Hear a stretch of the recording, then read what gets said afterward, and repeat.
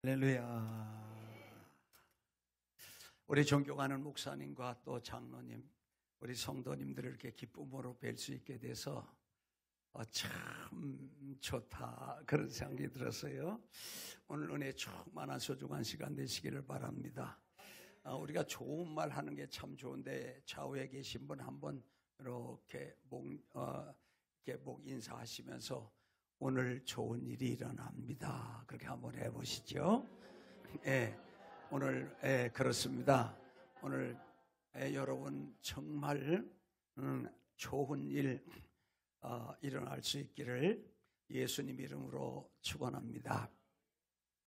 저의 존경하는 목사님 한 분이 소중한 책을 보내오셨는데 그 책머리에 참 감동적인 말씀이 적혀 있더라고요. 나의 일생은 결코 녹록하지 않았다. 때로는 외줄타기 하는 것 같았고 때로는 윈드서핑 하는 것처럼 아슬아슬하였으나 하나님의 결과는 언제나 위대하였다. 이게 가슴에 와서 꽉 닿더라고요. 그러면서 느껴지는 것이 뭐냐 하면 어찌 이 목사님의 삶만 외줄타기 하는 것 같고 이 목사님 삶만 그렇게 윈드서핑하는 것처럼 아슬아슬했겠나. 나의 삶도 그렇게 살아왔고 오늘 함께 하신 여러분의 모든 사람도 때로는 외줄타기 같고 때로는 윈드서핑 하시는 것처럼 다 아슬아슬하였을 테지만 하나님의 결과가 오늘 우리가 있는 거죠. 여러분, 그래서 오늘 이 말씀을 중심해서 그 아슬아슬한 세상 이 말씀을 드리면서 결과는 위대했다. 여러분 모두가 결과는 위대했다. 이렇게 최후에 그렇게 간증도 하고 고백도 하고 하나님 앞에 영광을 돌리실 수 있기를 축원합니다. 창세기 그 37장 이하에 보면 요셉의 이야기가 쭉 나오죠. 요셉이 형들의 그 시기에 의해서 에집트의 종으로 노예로 팔려가지요. 여러분 잘 아시는 대로 노예 종은 출퇴근이 없습니다. 24시간 근무해야 합니다. 또 종이나 노예는 인권 없습니다. 휴일이 없습니다. 그리고 보수도 없습니다. 아무리 충성해도 수고했다고 위로하거나 격려하는 사람도 없고 그 노예나 종은 짐승과 같이 그 주인이 생명을 좌우할 수 있는 그런 권한을 가지고 있는데 그 요셉이요, 그 보디발 장군의 아내의 부름을 받고 호출을 받고 가서 섰는데 그 주인 하나님이 지금 유혹을 하고 있는 거잖아요. 그렇죠? 그런데 이게 응할 수도 없고 거절할 수도 없고 거절할 수도 없고 응할 수도 없는 여러분 이 상황이 얼마나 아슬아슬하자고요. 아슬아슬하잖아요. 그리고 그 요셉이 그 바로의 술 맡은 관원장의 꿈을 잘 해석한 관계로 바로 왕의 부름을 받고 꿈을 해석하기 위해서 그 바로 왕 앞에 섰는데 그때 요셉의 형편이 여러분 얼마나 아슬아슬하냐고요.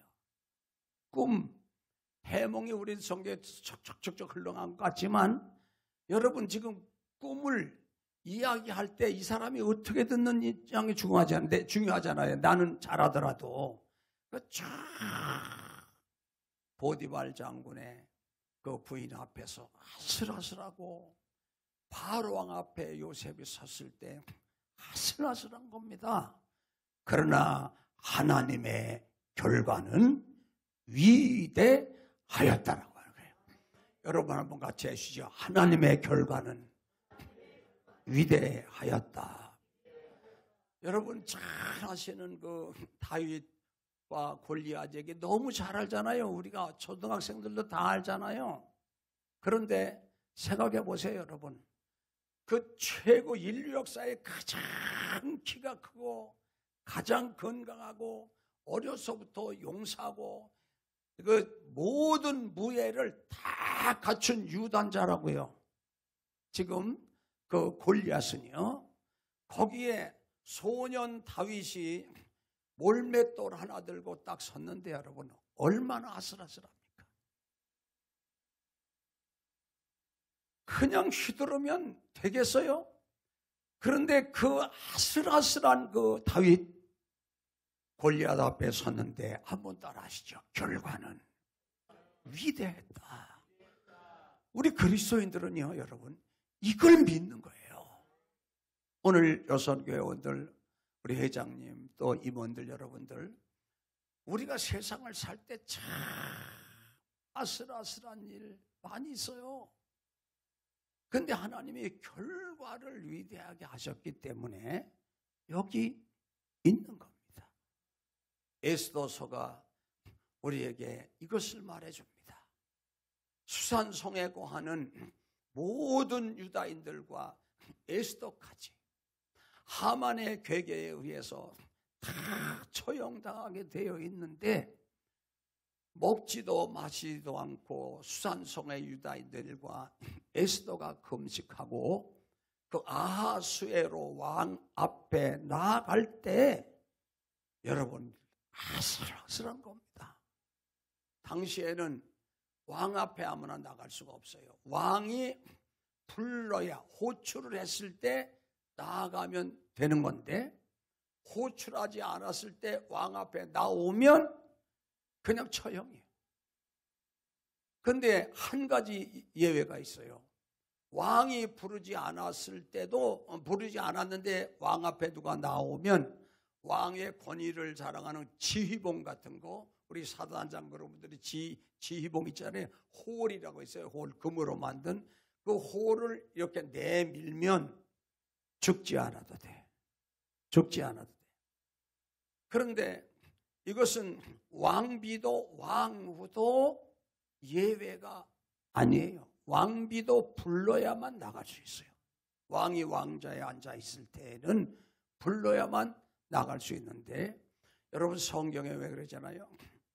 그 모르드게에게 그 에스더가 글을 써서 보냈잖아요. 오라비께서는 지금부터 3일 동안 모든 유다인과 더불어 먹지도 말고 마시지도 말고 기도하소서.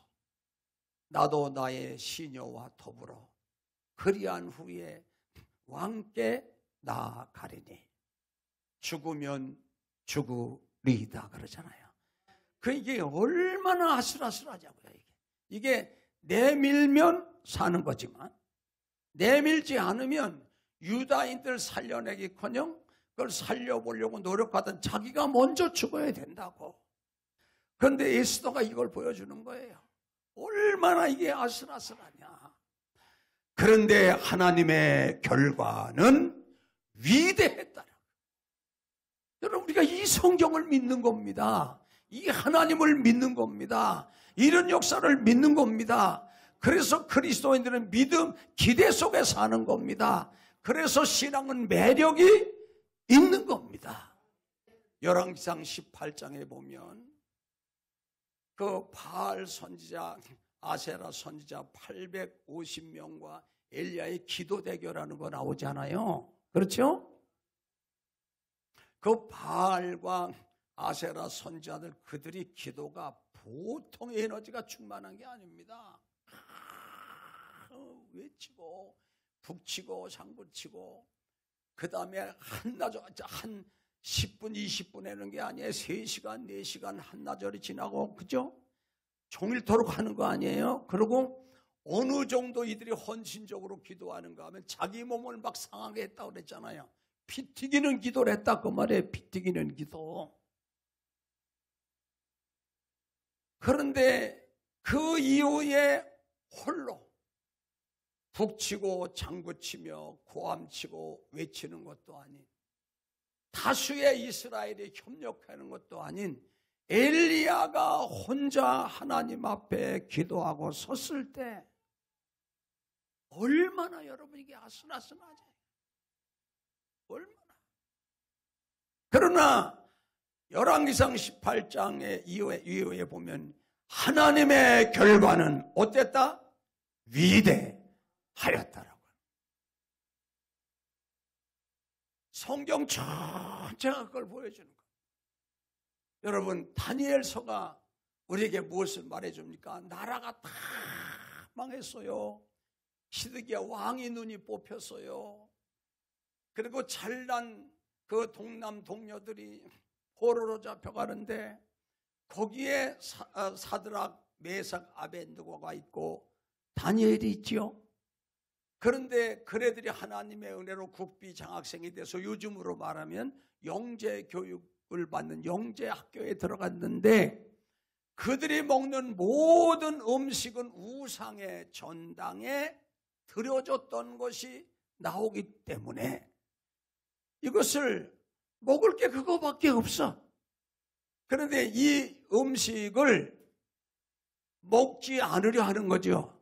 다니엘과 그의 세 친구들은요. 그렇죠? 그래서 이제 그 음식을 먹지 않고 건강검진하는 거, 요즘으로 말하면 그런 일. 또 다니엘서의 금우상 금신상 앞에 그 절해야 되는 거 있잖아요. 제막식 때 안 하잖아요, 이 사람들이. 그리고 그네들이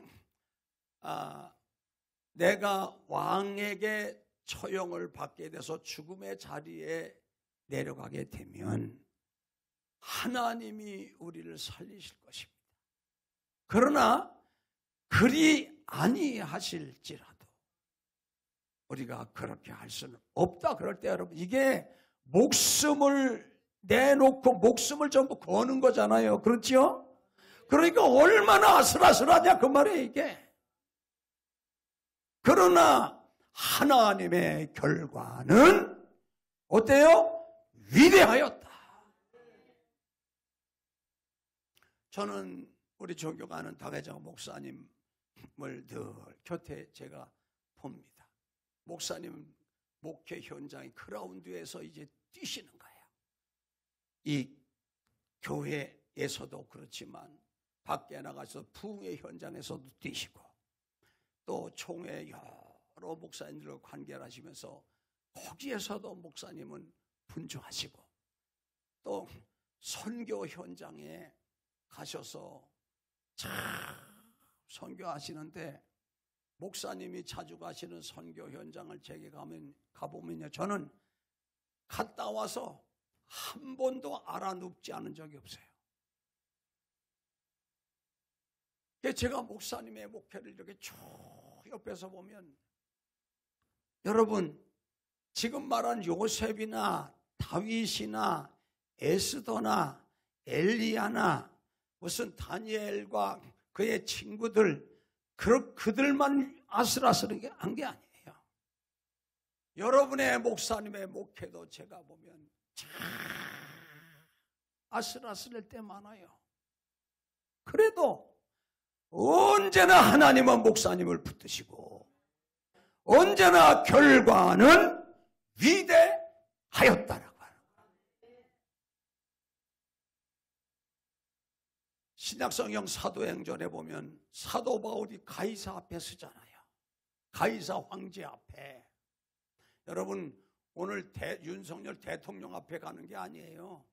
가이사 황제는 그 전제주의 국가의 왕이 아니고, 왕은 그 황제 밑에 여러 곳에 있는 게 왕이고 황제잖아요. 왕들 위에 또 황제잖아요. 거기 바울이 서서 복음에 관한 진리를 설명을 하는 겁니다. 지금 가이사 왕자를 전부 우상 숭배하는데 얼마나 아슬아슬해요.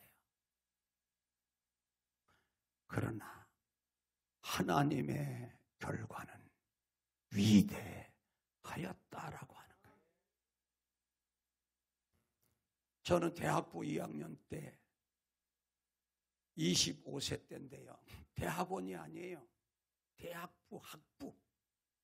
천막치고 교회를 시작해서 47년을 목회했는데 여러분 정말 외줄타기 하는 것 같고 윈드서핑 하는 것 같을 때가 정말 많습니다. 한 번은요, 교회가 막 붕이 돼서 우리 교회에 어린이집이 있었어요. 유치원을 하는데 그 유치원도 그렇게 잘 되더라고요. 근데 유치원이 봉고차가 아이들을 태우고 선생님이 내려서 이렇게 아이들을 깨서 뭐 길도 건너게 하고 보살피잖아요. 아이 하나가 문을 딱 열었는데 선생님도 내리기 전에 벌써 뛰어내렸어. 아이가 뛰어내린 것도 괜찮은데 차가 딱 섰는데 이렇게 내려가지고는 그냥 차 앞으로 그냥 건너갔어요. 그러니까 마주오는 차는 안 보일 거 아니에요. 차 뒤로 쑥 나왔어. 참 자동차 뒤로. 그러니까 마주오는 차는 아기가 전혀 안 보이죠. 그 자리에서 하늘 날아갔어요. 이야, 그걸 장려를 해야 되는 겁니다. 지금. 하나님의 보호하심, 하나님의 돌보심, 하나님의 사랑, 무슨 하나님의 그 품어주심, 할 말이 없는 거예요.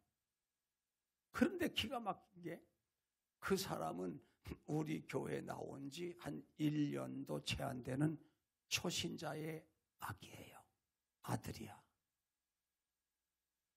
더 기가 막힌 건 그 남편이 그때 사우디 공사업이 많이 벌어졌잖아요. 그 사우디에 돈 벌기 위해서 3년 됐는데 돌아오기 한 100일 전쯤 되는 한 3개월쯤 된 때 아기가 그렇게 세상을 떠난 거예요. 장례식을 여러분 입관 예배, 발인 예배, 하관 예배 이거 해야 되는데 할 말이 없는 거예요. 그러니까 나도 무슨 말을 한지도 모르겠어요. 이렇게 제가 리얼하게 말씀을 잘 전하고 하는데 지금도 무슨 말을 한지 모르겠어요. 그래도 눈물 속에 장례를 마치고 드디어 이제 남편이 돌아올 날이 되었는데 그날이 다가오는데요. 하루하루가 얼음판을 걷는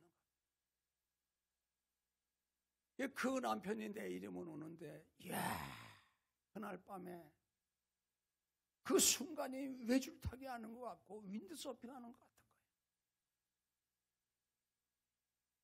그런데 남편이 왔습니다. 사막에 있었으니까 선글라스를 이렇게 쓰고 왔는데 그 다음날 교회를 나와서요. 아내의 손을 잡고 할렐루야. 그 전혀 예수 믿는 남편이 아니에요. 그 소식을 듣고는 남편이 울면서 아내를 끌어안고 울면서 얼마나 힘들었니?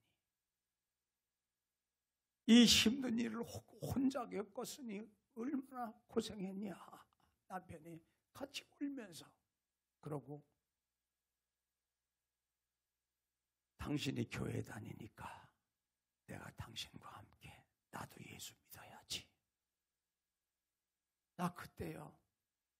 이야, 그거 느꼈어요. 이게 정말 목회가 외줄타기 같고 윈드서핑 같은데 하나님의 결과는 위대했다. 그게 제 목회 47년입니다.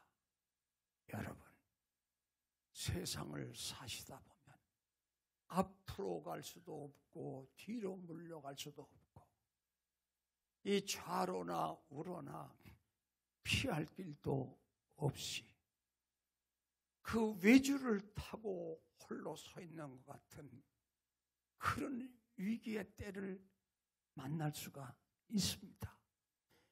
윈드서핑처럼 큰 물에 빠질 것처럼 그렇게 거기 매달려서 가는 것이 우리 인생일 것인데 이런 일이 우리에게 있을 수 있다는 거예요. 그런데 우리 하나님이 성경을 통해서 그렇게 말씀합니다. 내 인생 외줄 타기 같고 내 인생 윈드서핑 같으냐? 그러나 성경대로 믿어라. 하나님의 결과는 위대하였다. 내가 너를 그렇게 만들리라. 요셉도 위대하게 하였고 다윗도 위대하였고 다니엘과 그의 세 친구도 위대하였고 엘리야도 위대하였고 사도 바울도 위대하였고 우리 목사님의 삶도 위대하였듯이 나의 삶도 위대할 것이다. 그렇게 믿으시면 가슴이 웅장해지겠죠. 믿으시면 한번 믿어 살아볼 만하겠죠. 다시 일어서 보실 만 하시겠죠? 결과를 위대하게 하실 하나님을 바라보고 주여 하면서 일어서시고 또 위대해진 결과를 간증하시면서 하나님께 영광을 돌리고 땅 위에 우리 성도들에게 또 은혜와 축복을 나누는 정말 존귀한 여러분의 삶이 되시기를 예수님 이름으로 축원합니다.